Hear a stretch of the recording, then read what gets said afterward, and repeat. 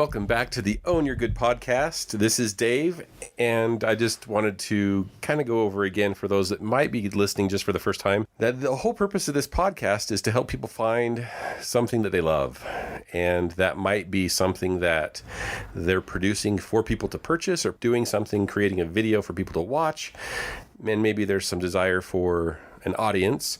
But sometimes the thing that we love has nothing to do with that. It's just something that helps us cope with life, the stress that we've had. And some of the previous episodes have talked about that with producing art. That's something that can help us cope with stress. And some of the other episodes talking about nutrition and food and helping us just feel better, fuel better. Today, I'm excited to be able to talk with a good friend, Eric Bergstrom. He is, I don't know if daring is the right word, but he has an interesting hobby that I know a lot of people find fascinating and a lot of people find creepy. Eric, welcome to the show. What's up, Dave? So tell us about what it is that you spend your hobby time doing when you're off work or you don't have to work on that day. What is it that you do? Well, I mean, to relieve my stress, to get away from the world, I hang out in a closet full of tarantulas. Ooh. My first visual was the Raiders of the Lost Ark, where the guy's walking through that cave tunnel and there's all those tarantulas on the back of his shirt. Yeah, and Totally walking through all of the tunnel webs. Yeah. Yeah, that was my first image. But that's not your closet, is it? No, I mean, my spiders, they're in little cages. Okay. They hang out in cages most of the time. I take them out. I like to take photos of them. Yeah. I don't really hold them too much, but, it's a closet full of tarantulas. Yeah. So It's my spider closet land. Yeah, so what is this thing called? So you've started a YouTube channel, and part of it is you just love showing other people your spiders, the tarantulas, and part of it is you're exploring the stuff behind it, like what they're called, where they're from, all of that kind of stuff. How did you get into collecting tarantulas? Well, I've always been into critters. As a little boy, I was a guy out there catching grasshoppers, butterflies, anything I can see. But I always had a thing for lizards, reptiles. Always had lizards. I had this big field across the street from me as a little boy, and I would go over there and I'd catch 8, 9, 10, 11 lizards, and I put them in this little aquarium together, I guess this little cage. Yeah. And I'd watch them for like 4 days, try to feed them. They wouldn't eat much, and then I'd let them go, and then I'd catch 10 or 11 new ones, but they're probably half of them were the same ones. The same ones. Weren't smart enough to run away. But I just love the little critters. I always loved them. As I got older, I had this cute little puppy, and I had a lizard, and I decided it's a good idea. Let's put this lizard on top of this puppy, right? It's going to be a beautiful picture, which it is. I have a great picture of this. But after that day, anytime I'd get the lizards out, that puppy had woken up when I put the lizard on it. And so she would shake and she would run and hide under the couch or a coffee table. So lizards were kind of a no-go after that. So it turned into spiders, and spiders are much easier to take care of. They take a lot less, but they're absolutely fascinating to watch. Yeah. Like mesmerizing. Yeah. So you said 12, 13 spiders. How many do you have? So last time I talked to you, I had 14 spiders, Dave. I might have 15 now, but my wife doesn't know. So Well, she does now. well, as soon as this plays, she knows. Yeah, right. And are they all different, or are some of them kind of the same species? I have 2 that are the same species, but they're all different. I have arboreals, which hang out more in the trees, and I have terrestrials that hang out more down in the shrubbery, in the ground, dig burrows, hang down there. A little bit of everything, man. I have blue ones, red ones, orange ones, brown ones. Yeah. All sorts, man. Cool. And one of the last videos that I'd seen, and I don't know if you have anything in the works right now, has to do with this process that is sort of a defense mechanism where they kick hairs. And when I imagine this, I picture something that it's like actually shooting away, but it's cool. You figured out a way to get light and the camera to where you can see this little poof of, what are they called? They're just hairs? Rotating hairs. Okay. Yeah, I figured out how to get this great shot, and how I did that was I just recorded for a while, and it worked out that way. And I was like, whoa, that was really cool. Just by chance. Yeah, but I mean, yeah, they say kicking the hair, so you imagine them like just coming at you like an arrow and sticking Right. into you, but it's this cloud of just itchiness out there. But they also use those hairs for several other things. They'll put it at the front of their burrows to keep predators out. A fox comes and sniffs in there, gets those urticating hairs in its nose. Now it's having trouble breathing and itchy. We've seen what happens when our dogs get something on their nose, right? They use it for everything. They'll put it in their egg sacs, So also whatever wants to eat their lunch for tomorrow or whatever is not going to do it. It's pretty cool. But that is definitely a cool shot where you just saw, it's actually a cloud. And if my hand goes in that, it's going to be itchy. Yeah. And the funny thing is I tried so hard during that video to not let those hairs get on me. And I tried to clean everything perfect. I didn't wear gloves and I had itchy hands for like a week and a half. Was it like fiberglass itchy? Yeah, totally. Yeah. It's annoying itchy. Man. So do you think tarantulas are like other critters? Like, I don't know about lizards and I don't know about snakes, but you can tell if other pets are in the mood to be interacted with. Oh, 100%, man. Spiders tell you that just by their body language? Yeah, they're always different. Even the same exact... Mine all have names, so I just wanted to use a name. But like Blue, one of my spiders, he's really cool. He hides all the time. But 90% of the time, he's just sketchy. I touch his cage, I flip on the light, and he runs, and he's hidden, and he's gone.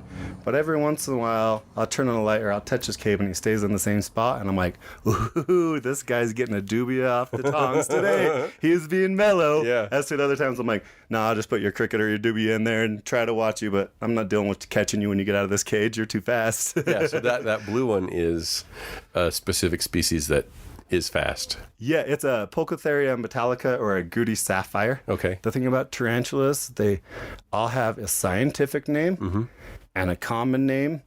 And people that are really smart and into the tarantula world hate the common names because it causes so many problems with crossbreeding and not knowing what you have exactly. But all the scientific names are so ridiculously hard to say, like Pocotheria metallica, Gramostella pulchripes, Tittle-to-cattle, albopalossum. So then I'm like, well, I understand why they say curly hair instead of Tittle-to-cattle, albopalossum. Whatever the scientific name is. But the scientific name is so important. Yeah. Oh, it definitely is, because that's how they discover if they have a new species, right? Yeah. Absolutely, man. Awesome. And you don't want to go to the pet store and think you're getting one type of a spider. That's really slow. Yeah, and you take it home and it's a completely different tarantula. It's not what you wanted. It's not what you expected to get. Yeah. And now you're like, okay, well. Yeah, I guess I'm definitely leaving that one. Or you don't know and you're keeping it wrong and it's something that needs it really dry and you're keeping it as something that needs a little bit more humidity and moisture. Yeah. So it does definitely cause problems, especially with crossbreeding. Two people think they have the same spider. They look a little similar, but they're not. And then they breed them together, and now it's like, whoa, what is this guy? And that could have caused all sorts of problems.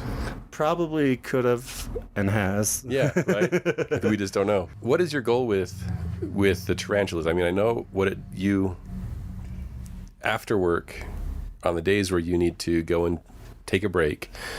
That's the place where you go. Is there any other objective or thing that you're trying to accomplish with these tarantulas? Totally.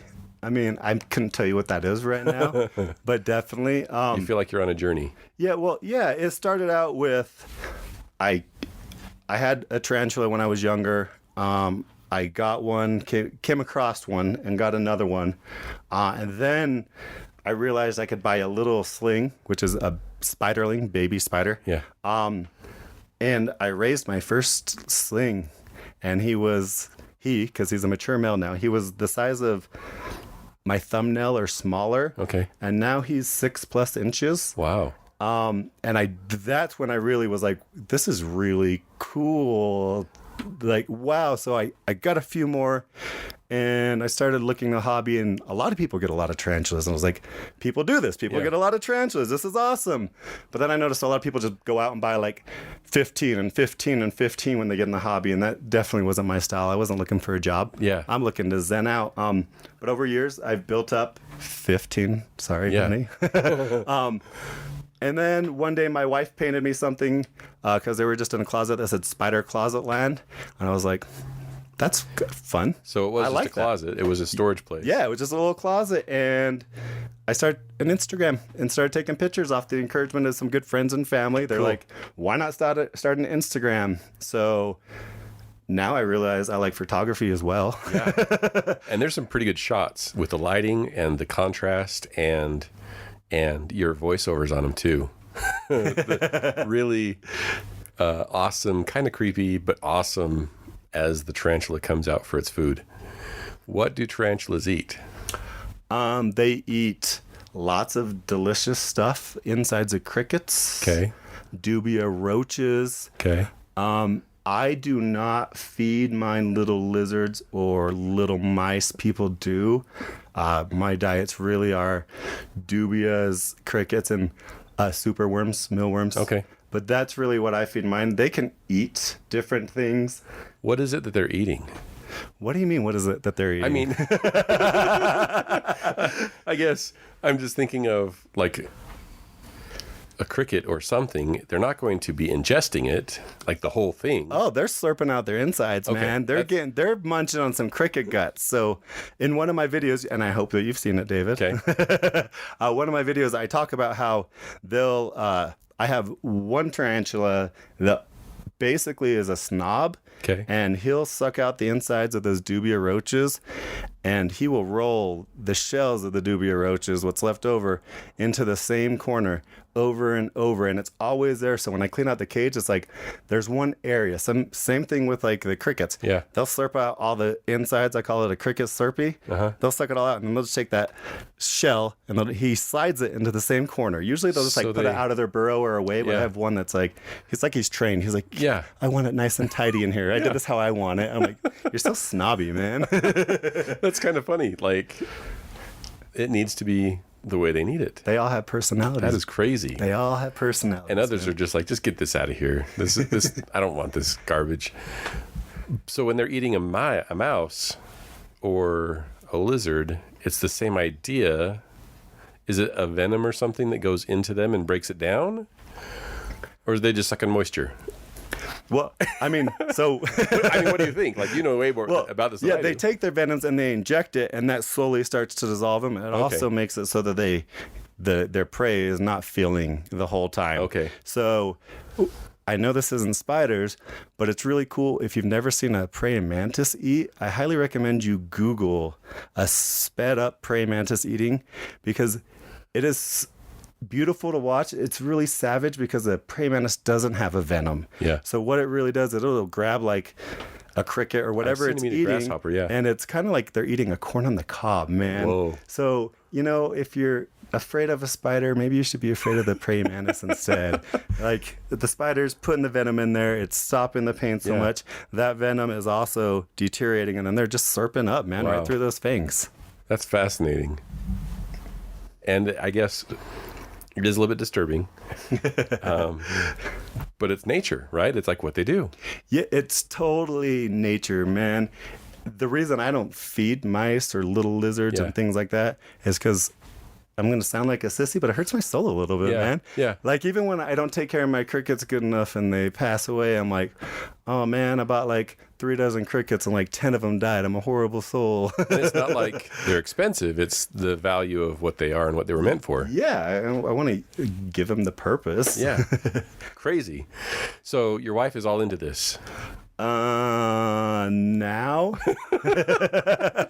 I love that response. Yeah, Sure. Yeah, at first she was not. She thought I was crazy. And like I said, I didn't buy all my tarantulas at one time. Right. I have a good amount. That is the amount of time that I have to spend with them and enjoy with Yeah. them, especially with the other things that I now do, the Instagram and the YouTube videos. I have enough where I'm interested and it takes a perfect amount of my time. Yeah. But when I first had like 3 or 4, my wife was concerned and did not love it. Yeah. In fact, when I had about 10 and I actually took over a different closet, which is spider closet land now, I really feel like it was like, yeah, put those all in the same spot, get them. Yeah. Because they were all in different parts of my house. But now when people come over, she's like, oh my gosh, have you seen Eric's tarantulas? And she is the one that I came home one night and she was watching him and she used the word majestic. Wow. She was like, wow, they're so majestic. majestic. So if somebody's afraid of tarantulas, they can overcome that. Absolutely. Funny story. Family white elephant Christmas. I don't know if it was white elephant. It felt like it was. But my wife is deathly afraid of spiders, or was, and she had the opportunity to hold a tarantula, and it totally changed her perspective about those creatures. Like, I think like arachnophobia, everybody's sort of, overwhelmed with what they could potentially do. And you gifted her a tarantula for Christmas. Well, I mean, that's part of the story. She had asked if she could come over and hold one of my tarantulas. Yeah. And I feel I know a decent amount, so to pass it over to somebody that I know and can take care, that is awesomely funny. Yeah. But you do want to make sure that it's going to be taken care of. Sure. I wouldn't say give a tarantula to anyone that knows nothing about tarantulas unless you're willing to be there, because it's still a pet. You want to take care of that. But yes, it was awesome, and her reaction was priceless. It was cool. And you guys had that bad boy for a while. A couple of years, yeah. Yeah, I took the molt to, one of the molts to class, to my students, and I had it in a little plastic baggie, and they didn't know the difference if it was a real live spider, tarantula, or if it was anything. And so as I was walking around the classroom with it in my hand showing them, everybody, boys and girls, so cool. It's really cool. So actually, I only have one picture on my Instagram that I didn't take myself. Yeah. And one of my tarantulas, Peter Parker, my favorite one that I raised, my first sling, is a mature male now. And when he was having that molt, my wife was home and was watching. She kept sending me videos all day at work, cool. And I'm like trying to pretend like I'm working, but keep peeking at my phone, right? Yeah. And she just took a really good photo of it actually crawling out of its exoskeleton. Oh, yeah.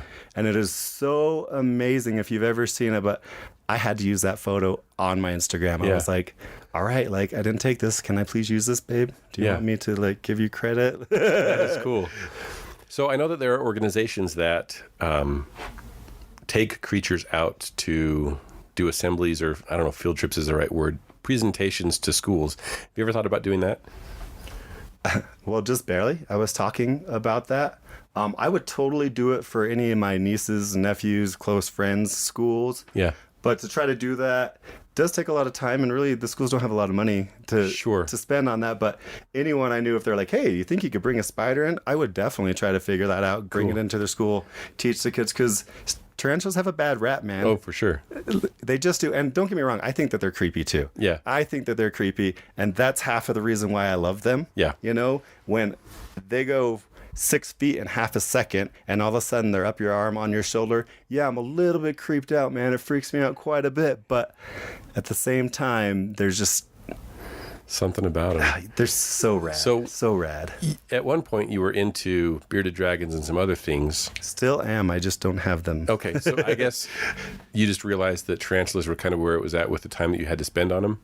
See, that came after. Really, I got rid of the lizards because I couldn't get my little puppy out. And I don't have kids. I have some dogs. Yeah. And I love my dogs. Yeah. And if I wasn't going to get the bearded dragon out or the frilled dragon out and chill with them a little bit, then I might as well give them to somebody that will. Right. So I really did. I donated my bearded dragon. One of my employees, that's weird, somebody I know. Yeah.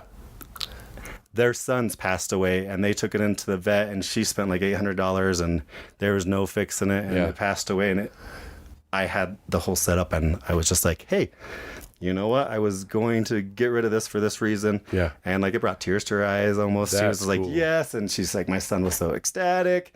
So, and then the other one I gave to my cousin. He was my best friend growing up, and I knew he wanted it. So I called him. He's like, really? Yeah. And, then I got into spiders, but it wasn't, hey, I could have 15 spiders. Sure. This is easy to take care of. It was an evolution. Yeah. I built a more and a more and a more interest. And I just think that they're so fascinating.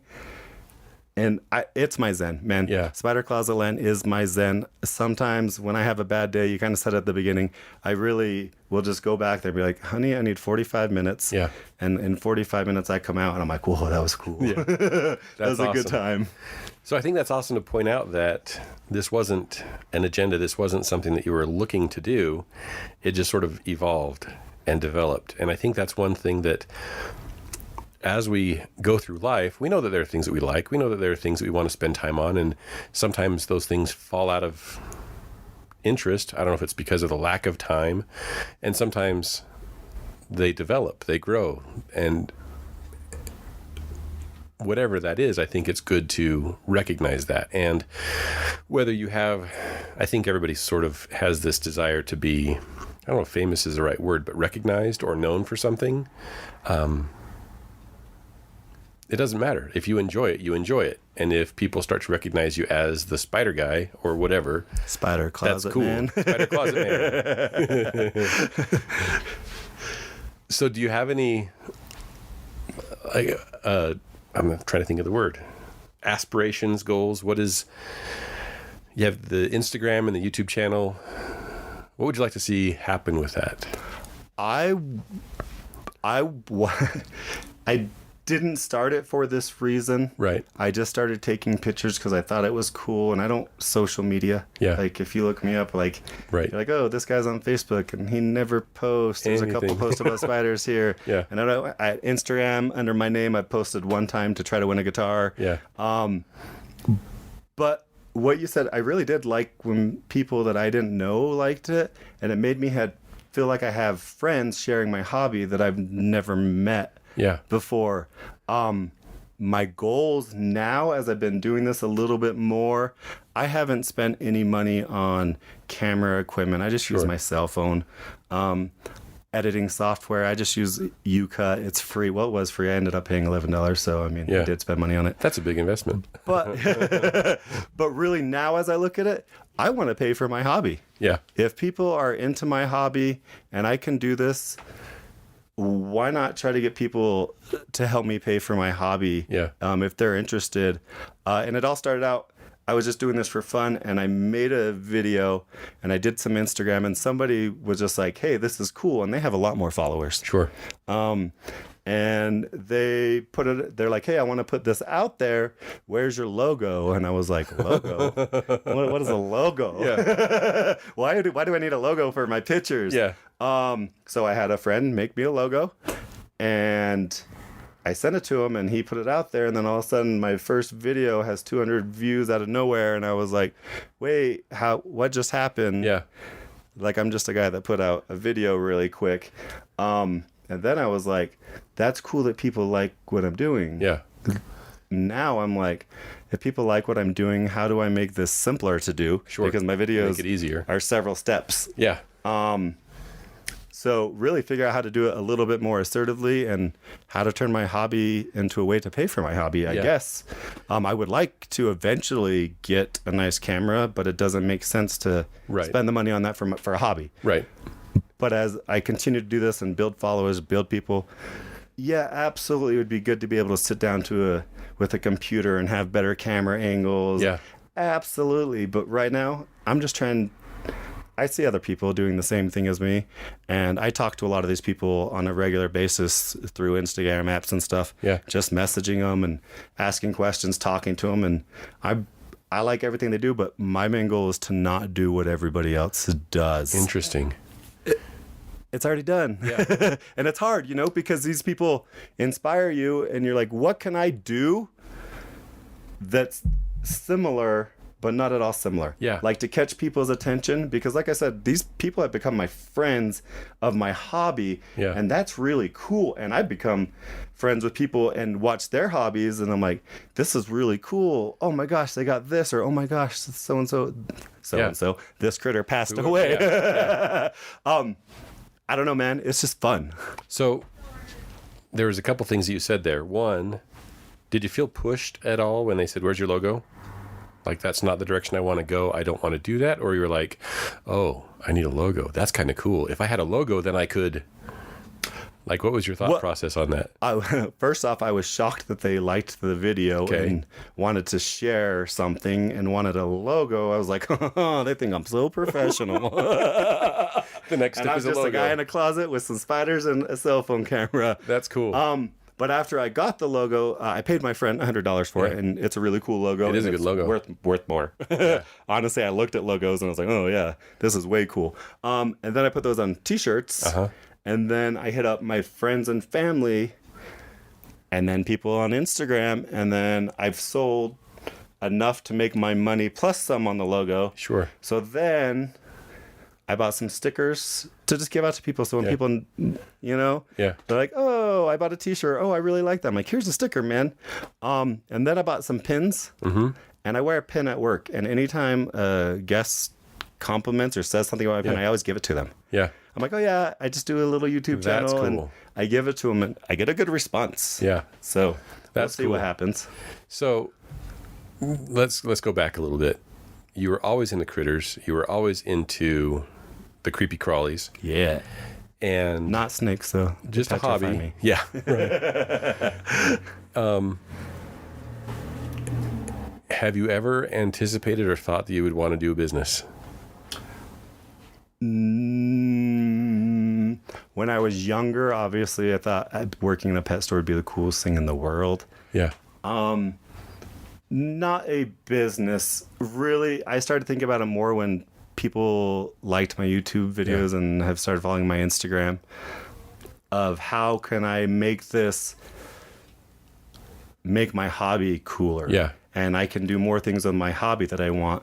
But also, as I do those things, I feel like I can turn those things into videos and grow a larger audience. Because what I'm doing right now is really basic with the tools that I have. Sure. But if I want to do this, I don't have to have all the best stuff to do it. Let's see if I really want to do it. Which is good business. Yeah. And that's the question, I guess, is, and we don't have to go here if you don't want to. 'Cause I can cut anything out. Thinking about running a business, everything that you just mentioned, talking about getting a logo and producing video, that's content, that's marketing, and thinking about stickers and t-shirts and buttons, that is business. And I know a little bit about your self-image and school and education and intelligence. I guess I know that there are people, I deal with kids in high school, teenagers, who may not feel book smart, may not feel like school is their thing. And because of that, whatever they're into, whatever their talents are, whatever they enjoy, is pushed down by parents or teachers or whoever because they don't fit that school mold. Well, I think you just described me to a T, man. Okay. But I guess I want to point out the success, that whatever your past experience is with school, whatever your past experience is with work, whatever your parents try to teach you and you're pushing back because your parents are your parents, right? Yeah. What was school like for you? I mean, just so the audience, the people who are listening, can connect to you, because I think, not everybody's going to say spiders are cool, maybe from a distance over Instagram, right? Yeah. But you're taking something that is fascinating to you and you're pursuing something that is technically academic business, right? Yeah. Technically, I mean, once again, my goal is to build my hobby. And if by building my passion for tarantulas builds a base in Instagram, in the web world, right? Sure. Then that is awesome. If that continues, that is great. Now I'm not here being like, I need to invest all this money into my business and this needs to be my number one. No, I have a job. No, when it comes to school, I mean, you kind of described it to a T. I was not your average kid. I was constantly in trouble. I was kicked out of every school I ever went to. Wow. Yeah, I have no problem saying that. I do have my GED. Yeah. Thank you very much for pushing me, friends. Yeah. But I was not the kid that was doing well in school. I acted out. I didn't know why I was acting out. I've kind of figured that out as I've become an adult. Yeah. But now, like, when I go to my real job, like, I excel. It Right. seems like I have good work ethic. I work hard. It was just the whole school structure didn't work for me personally. Right. But I think that anybody can do anything, man. You hear all these crazy stories about people that were high school dropouts and then they become millionaires because they were really smart. Is it Steve Jobs or Bill Gates that Both. went to college and then dropped out of college and kept like going to class and then did their thing? And come on, man, we all know those names. It doesn't matter if you're 60 or 20, you know who those people are, and they've done a lot. Yeah. It's really finding what your passion is, and then how do you build that and make it more and make it more and make it more. And you don't have to do it all at once, man. Yeah. The best things in life come with time, you got to learn what you love. Like I said, I got one tarantula. Yeah. And I was like, oh, cool. And then I got another, just happened to get another one at the same time, not trying to build a whole bunch. And then I saw a sling and I was like, whoa, wait, I could raise a tarantula? That's cool. Hold up. That's what I want to do. Anyone could do anything, man. Yeah. And what I do for a living, I don't really want to talk about that. Yeah, no. But I meet people all the time that come in and they try for the bottom job and they start working there for a while and you're like, no, what? No. You could be doing more. Let's go ahead and get you moved forward. Why did you apply for this job? Like, you have a lot of skill here that you don't even understand. That's awesome. You can see that in people. I think we all can. In some sense, you can look at somebody and you can know, okay, this person's main talent isn't here. Yeah. But if they're the face in front of my guest with that personality, that is awesome. Now for the computer side, I'm going to go ahead and use Zach over here. Right. Now, I want to throw back a few years ago. We had a conversation, and I don't know if you remember this. We were at the time really into guitars. We were building guitars, and you were considering, well, I think we both were considering luthier school, building guitar school. Yeah, I remember talking about this. Okay. And at that point in time, I feel like you didn't think that you could accomplish whatever. And maybe it was because you hadn't found it yet. Don't we all doubt ourselves? Oh, for constantly? So it's hard to put yourself out there. It's hard to try to do anything, especially when you look at the people around you. And I could go onto Instagram and YouTube and I can find 1,000 people that know way more than I do about tarantulas that are trying to do similar things or are successfully doing them. Sure.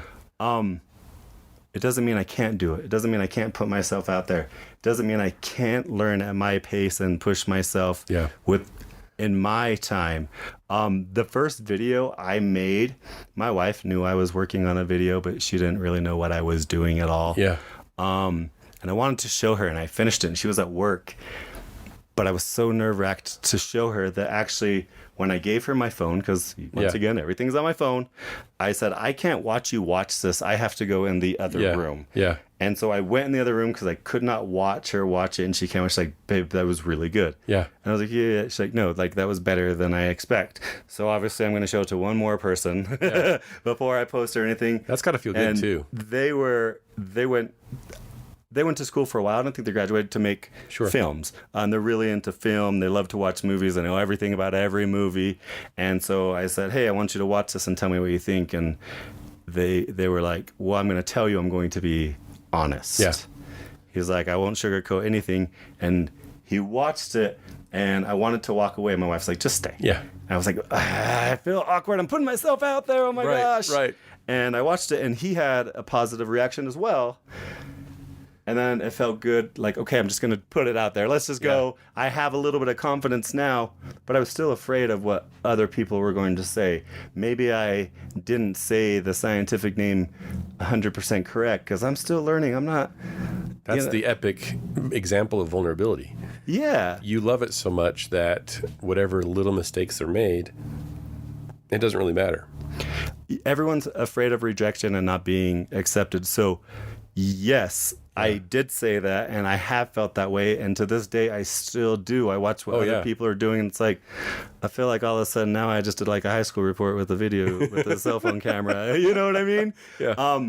But also, I plan on pushing it. I plan on trying to learn more. So now I'm learning about my spiders. I'm learning how to use different apps, create different ways, do different things, add multiple videos together, and those steps are just, I'm going to keep learning those things. I'm going to keep learning about my spiders. But that's awesome. Right now, I can't tell you when I'm making videos, I start researching everything that I already know. Yeah. And I'm like, I just want to make sure that I'm right. Because I can't put out anything wrong because someone's going to point that out and I'm going to be like, oh no. I should have checked that. So I write like a whole another report just to validate everything that I know. Researching those things. But we're all going to have that.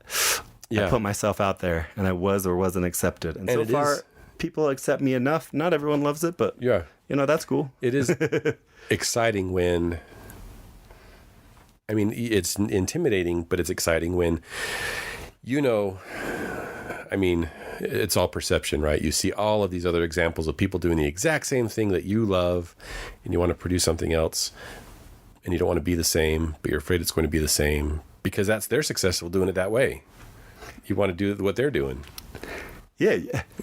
You want to do what they're doing, but you got to do it your way. It's a catch-22 because you want to do what they're doing, but you don't want to do what they're doing. Those are the people that inspire me. And since I've been doing my videos on my Instagram, I have made friends that are on the same level of where I am. Yeah. To an extent, some are further up and some are lower down where I was, learning. Man, all these people are cool and they're my friends, but I'm not doing it for them. Right. I do this for me. Yeah. It's fun for me. It's makes me learn more about my hobbies, and the fact that I make hobby friends is what I call it. Yeah. How amazing is that, man? Yeah, that is cool. It's like, I have my alone time with my closets, just being myself. Then I get to talk spiders with all these people. This guy's in the UK. This person's in Canada. Yeah. That is cool. Have you had a chance to be the mentor yet? The new kid coming up asking you questions? I wouldn't say a mentor, man. I'm definitely not the mentor. Well, you've got to be a step above somebody. You see the same thing that like you did when you like, oh, this person's cool, and you start liking everything that they're doing and commenting on everything because you're like, yeah, it's cool. And yeah, I see that now, but definitely not like taking anyone under my wing because, I mean, I'm still figuring this out. Sure. Like this was not like I'm making YouTube videos and I'm going to be a YouTube star. Yeah. It was, hey, I'm going to make some videos and put them out there on my spiders. And all my videos are actually kid friendly. Yeah. Which if you know me, I'm a little bit of a wild child, people. Just a little bit. But I did intentionally do that because I do want people to learn. And who wants to learn more and will have an interest more? It's the kids. The kids, yeah. And honestly, the name that my wife gave it, Spider Closet Land, right? It just sounded like fun and exciting. I'm like, it has to be a kid friendly, like, that's what I want. I want everybody to be able to watch it, but I want you to be able to watch it. I want your kids to be able to watch it. It wasn't marketing. It was just like, I want that's refreshing. That's refreshing when there's so many things with toys and, was there a secret behind this? Why are they producing this? You have to protect your kids with all sorts of stuff that you shouldn't have to with toys and things. That's epic that you have that, you've thought about it that much, that you've got that perspective to put it out there for everybody. So what advice would you give somebody, whether it's tarantulas or, I don't know, flowers in the front room or plants or whatever it is that they obsess about? Maybe it's sharpening their knives. I feel like everybody, I'm going to steal your own, you're good. Yeah. Everybody is good at something and everybody has a passion for something. And you just got to kind of stick to it because I've had lots of passions in things, and some of those passions have since left me and some have stayed. Yeah. Some things I thought were passions were my friends' influence on me, and that's what we were into at the time. But as I've grown up, like, I kind of know what I like, and I just stick to it, but start slow. Yeah. If I would have started out trying to do a picture every day, I would not have stuck to it. It would have been, whoa, this is going 100% all the time. And if I would have started, I need to put out a video 3 times a week. No, those things aren't happening. But it started out a picture a week. Yeah. And then it went to 3 pictures a week. And now I'm doing a 365-day challenge where I want to post 1 picture every day. Awesome. But this is after I've been doing it for a while. So right now, my YouTube channel, I'm still learning those things. The videos take me way too long. They take 10, 12, 13 hours. Yeah. And they're short 4 minutes videos because I just want to be short. I want people to have fun, learn about them, and cool, next, right? But I'm putting out 1 a month as my goal. Yeah. Oh, my phone is dying on me right now. So this next one's going to be hard. I'm like, baby, I don't want to buy a new phone. Yeah. I don't know what to do. Should I use the insurance? But our phone's outdated already. But that's my goal right now. But my goal in the future, I'm going to learn how to do what I'm doing faster. Yeah. Do the recording, the editing. There's things I can take out. And then I'm going to be like, okay, every 2 weeks and then every week. And as long as I keep doing that and do it at a pace to where it's not going 100% all at once, I don't think I'm going to lose my steam. Yeah. I already enjoy my spiders. Sometimes I go in there, I don't even record because I just want to hang out with my spiders. Yeah. Usually if I'm feeding, I bust out a camera, but sometimes I'm like, no, I just want to hang out. I want to zen out. I want to watch these guys. I want to forget about this crazy, crazy world we're in. And then 45 minutes like, yeah, honey, I'll help with dinner. Thank you. Because really what it comes down to is they are graceful, beautiful creatures. Absolutely in their own way. Beautiful creatures, man. They demand respect. They are absolutely lovely. And they all have different personalities. And what's another thing that's actually crazy, after they molt sometimes, they'll have a totally different personality. Really? You're like, wait, you were just like this calm, docile, my favorite tarantula. I could always like get you out and show people when they came over. And now it's like you open the cage and he's running around the circle, giving you a threat posture, put his front legs, showing those fangs like right at you. And you're just like, and then they're like, you're cool with this? And you're trying to play cool. Like, yeah, man, no problem. Comfortable, cool, calm. Like, let me get this catch cup just in case. Don't jump. Yeah. But yeah, they're beautiful. They all have different personalities, man. Well, that's awesome advice. And I've loved your perspective on that. And I appreciate you being open with the things that you've dealt with and struggled with in school. And I hope that whatever it is that people are struggling with, that they find something that they can take care of themselves with, that they can, I don't want to say medicate. That sounds... It is a meditation for me, 100%. Yeah. That is my medicine. Yeah. I need to zen out from the world and just block it all out for a minute, because the world's crazy. It's always going to be crazy. Yeah. Every single person who has an issue or a problem or something going on in their world, we all need that time to relax. And if you can figure that out and then turn that into a business, man, you are a lucky, lucky person. But it doesn't have to be. But if it did, it'd be an awesome thing. Yeah. Well, Eric, I really appreciate you taking time today to talk about your passion, the thing that you love and that creeps everybody out. We'll have some pictures linked to this in the show notes on the website. Visit davidlstone.com, and then there's a link to the podcast, and there's all sorts of behind the scenes pictures and other videos and things that have been mentioned about in the various episodes. So we'll have some pictures of the tarantulas. You recently posted how many molts do you think is in this pile kind of picture. That was cool. I'm learning, man. Apparently with algorithms of Instagram, people need to be commenting, and before I was just posting like a picture or something, I'm like, oh, I have to get people to interact with me, and not just and like then more people will see this. Cool. All right. Cool. So seeing the variety of colors in the molts that you had, that was really cool. Yeah, it's awesome. Awesome. Man. Thanks, Eric. Yeah, and just really quick, everybody go to Spider Closet Land on Instagram, Facebook, like, subscribe. You have a question, also. Tell me what you want to see. YouTube, YouTube, YouTube, please. Check out his videos. Thanks, Eric. Thanks, Dave. Take it easy. Thank you for joining me today on Own Your Good. I'd like to give a special thanks to Arches Audio. They are the ones that provided this awesome music. If you need anything for a project, I would go and check them out. They have a great selection of music and other services to help you with your creative projects. I hope that you found this valuable. If you enjoyed this episode and it did something for you, or you think somebody might benefit from it, please share this. It would mean a lot to me to help spread this positivity and this idea that people can change, improve, and ultimately own their good.